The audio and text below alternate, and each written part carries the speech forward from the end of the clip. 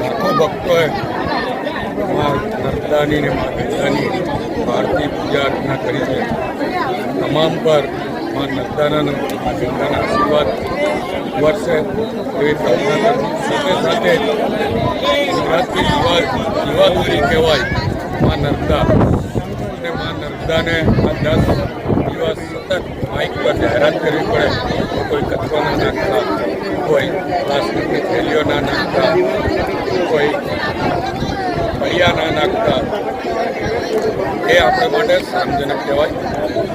હું અહીંયા બારે માસ પધારનાર ભક્તોને વિનંતી કરું છું, જ્યારે પણ આવો મા નર્મદાની ચોખ્ખાઈનું ધ્યાન રાખે.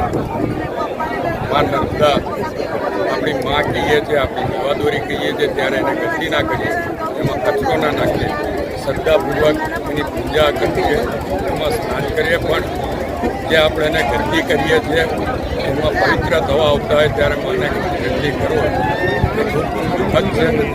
આ 10 દિવસ જે રીતે આપણે આને ચોખ્ખી રાખી છે, બારે માસ મા નર્મદા ચોખ્ખી રહે એવી આપ સૌ પાસે અપેક્ષા રાખું છું. નર્મદે.